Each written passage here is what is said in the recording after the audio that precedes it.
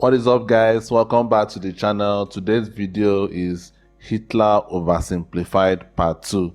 Guys, the Part 1 was a very interesting video, and without wasting any more time, let's get into it.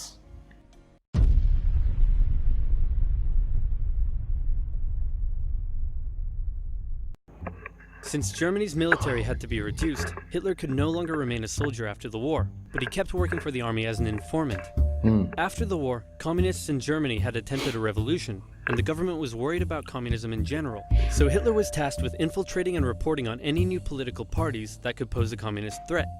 A new party called the German Workers' Party threw up a whole bunch of red flags, so Hitler went along to one of their meetings, but found that they weren't communist at all. They were extreme right and shared many of his extreme beliefs, so he left the army and signed up to join the party. His fantastic speaking abilities impressed the party's leadership and supporters, and he very quickly rose to the top. He decided the party needed a makeover, so he renamed it to the National Socialist German Workers' Party, or Nazi for short, and he gave it a new color scheme. The Nazis weren't very specific on policy, but Hitler made extravagant promises to return Germany to its former glory by undoing the Treaty of Versailles and reuniting all ethnic Germans into one nation. He also said that only pure Aryan people should be allowed to be citizens, and that all Jews would lose their citizenship. These ideas were already common in extreme right politics, but what set the Nazis apart was Hitler himself, and they quickly became the leading party on the extreme right. Many of the political parties in Germany at the time had paramilitary wings, and the Nazis were no different. Hitler set up the very descriptive Whole Protection Detachment, later changed to the very delightful Gymnastic and Sports Division, and finally settling on the ominous Storm Detachment, or SA for short. Their job was to defend Nazi party meetings and intimidate political opponents, and they would frequently engage in battles with communists on the streets. Since the Allies had demanded a reduction in Germany's military size, many trained soldiers were left unemployed. They liked the Nazi ideology, and it was only natural for them to join the SA, which grew larger and larger over time. The new democratic government that formed after World War I was pretty weak and ineffective. In order to pay reparations to the Allies, it started printing more money. The problem is that printing money doesn't actually give a country more money, it just makes money less valuable. So as the country printed more and more money, it became worth less and less, and the currency crashed. In 1990, Isn't that what the US is doing now? I read somewhere that 80% of the dollar that is in circulation was printed in the last 2 years. Is that true? That is crazy. If that is true, that is madness. Americans watching this, how do you feel about that? Because printing money has never been a good thing. I wouldn't call myself a historian in any way, but like printing money has never been a good thing, really. Has never really been. So I don't know. How do you Americans feel about that? If that's fact I just mentioned is actually true, if it's actually a fact, tell me down in the comments. one US country printed more and more money, it became worth less and less, and the currency crashed. In 1919, $1 US was worth about 4 German marks. By December 1923, $1 US was equal to 4.2 trillion marks. The price of bread rose to 200 billion marks. Banknotes became worthless. Unsurprisingly, that is crazy. That is too much discrepancy. That is too much discrepancy. That is too much. No. Do you know, guys, I was actually expecting something like, let me say, $1 to like 200 marks or something. What? 4 point something what? Million or trillion? What did I even? Let me. $1 US was equal to 4.2 trillion marks. The price of bread rose to 200 billion marks. Banknotes became worthless. Unsurprisingly, in such an economic crisis, Germany struggled to pay the Allies. The French were pissed about this, so they occupied the Ruhr, an area full of factories, and took the economic output from the area as payment. They treated the German civilians badly, and in total, approximately 130 Germans were killed during the occupation. Germans were furious, and Hitler and the Nazis thought that now would be a great time to lead a revolution. In November 1923, inspired by something a certain bold Italian man did a year earlier, Hitler stormed a meeting at a beer hall and called for an uprising against the government. What did Mussolini do? Okay. Fascists, but I think, I don't really know what he did. Like, okay, I think he took over, right? He spread fascism in Italy. So, okay. With his supporters, he marched on the streets of Munich, hoping the police would join his side. they did not. Hitler was put on trial for treason. He could have been sentenced to life, but the right-wing judges thought he was a pretty cool guy. Hitler knew the judges and knew that they would be lenient, so he took the opportunity to make impassioned speeches during the trial. And in the end, he was sentenced to just 5 years in prison, of which he only served 9 months. And when I say prison, it was more like a pleasant hotel stay where he had plenty of time to write a book. The whole affair was covered by the media nationwide, and it made Hitler famous. Hitler and his extreme message were now known throughout Germany, but the everyday German still didn't care much for him. In the 1928 election, the Nazis only won about 2% of the vote. Many were still intimidated by all the violence and the shouting and how unpolitician-like he was, but a new economic crisis would change all of that. To help Germany pay its reparations, America agreed to give it loans. In October 1929, the Wall Street crash happened, and America wanted its money back. The economic strain this put on an already struggling Germany was severe. Unemployment skyrocketed, poverty was widespread, and Germans were sick of it. It was clear that the newly formed democracy wasn't working. In the face of crisis, Germans began moving to the political extremes. If you were German and wanted change, your choices now were either the communists or the Nazis. Hitler claimed that he was the only one who could return Germany to its former glory. The Nazi party used propaganda to make Hitler... I mean, looking at this, like, it's very easy to understand why the Germans gravitated towards Hitler. I mean, this is brutal. This is literally brutal. Like, the country was collapsing, and in any situation where there are able-bodied men and they are feeling hopeless and feeling like they have no power, all they just need is some inspirational speech and everything can change. So I can see why it was because, you know, when I was watching all those World War II videos, I was like always so impressed as to how Germany was able to fight that war. Like, only one country against basically the whole of Europe, if you want to look at it. And like I said, if they did not invade Russia, if they left Russia out of it, I think they may have won. They may have won. Maybe it would have been left for the US to drop some atomic bombs on them. I don't know, but they may have won. So I can see why it was very easy to amass the army and everything. I can see why. Your choices now were either the communists or the Nazis. Hitler claimed that he was the only one who could return Germany to its former glory. The Nazi party used propaganda to make Hitler seem like a great and powerful man, and they gave the German people a scapegoat to blame for all their suffering. The promise of a single strong dictator was a breath of fresh air for Germans after years of failing democracy.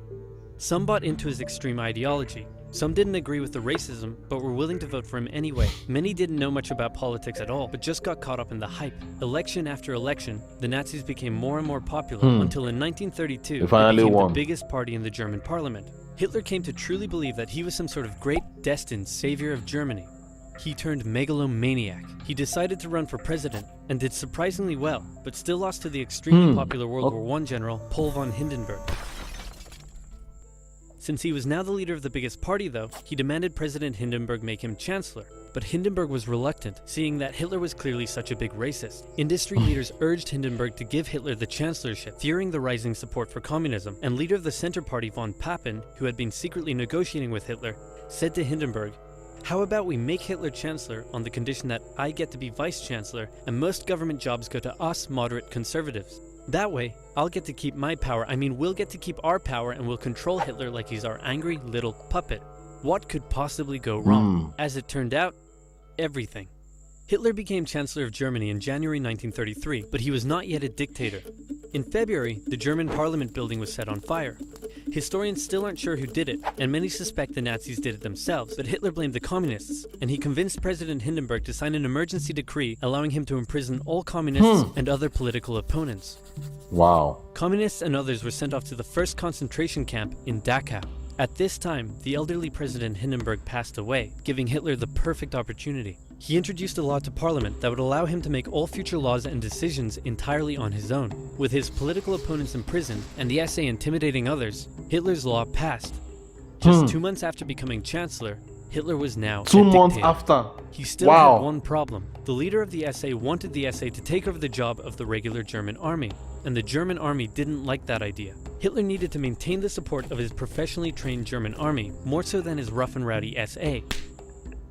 So one night in June 1934, he had Rom and many other of his own SA officers rounded up and murdered. Damn. While he was at it, he took the opportunity to brutally settle some personal scores as well. Politicians who had disagreed with him in the past, reporters who had printed negative articles about him, Whoa. one guy who did absolutely nothing, but they thought he was someone else. In some cases, even their families were murdered. In total, up to 200 people were killed in what became known as the Night of the Long Knives. The army, now satisfied that they wouldn't be replaced, pledged total allegiance to their new Führer, and Hitler's control was now absolute.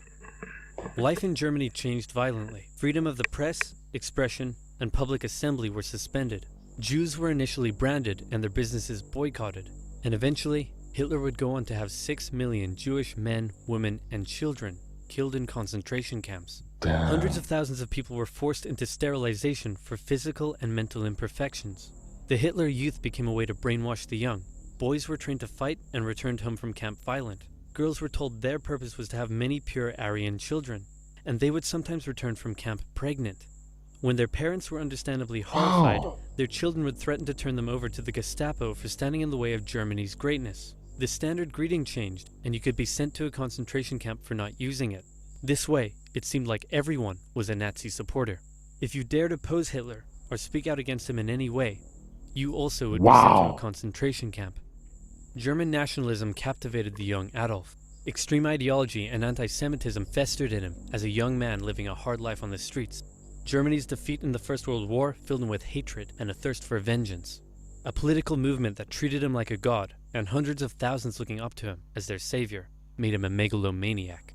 And soon, his aggressive foreign policies would drag the world into a second tragic global conflict, otherwise known as... Damn, guys, that got a bit dark towards the end there. Like, I mean, I know I didn't know all these details. This was crazy, man.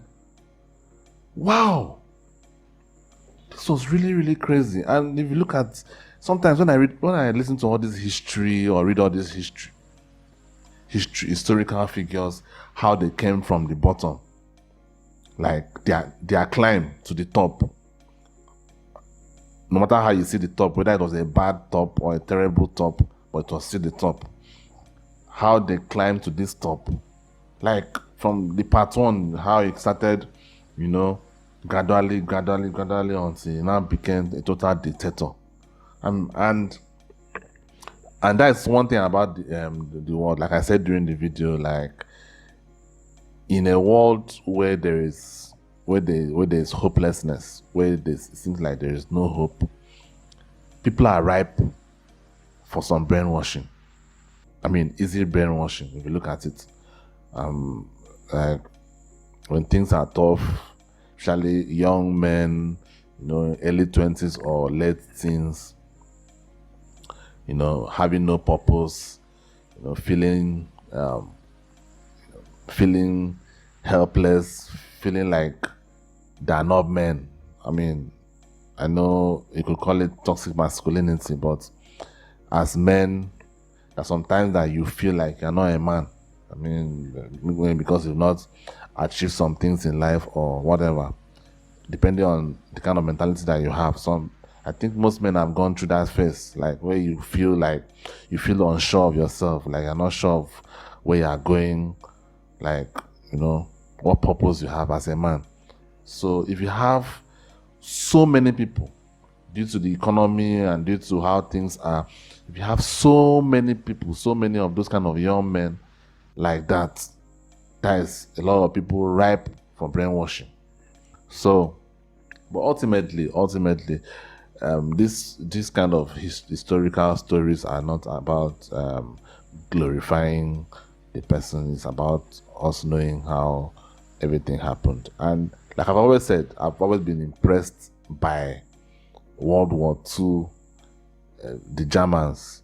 I'm not impressed by the ideology. I've always just been impressed by the military, how they were able to take on the whole of Europe, basically. And seeing Hitler's rise in this video as well is kind of impressive if you look at it. Now, and of course, he was a terrible person, but looking at that rise, I mean, it's kind of impressive. So anyway, guys, that was a nice video. I hope you enjoyed the reaction. Thank you for watching. Till next time.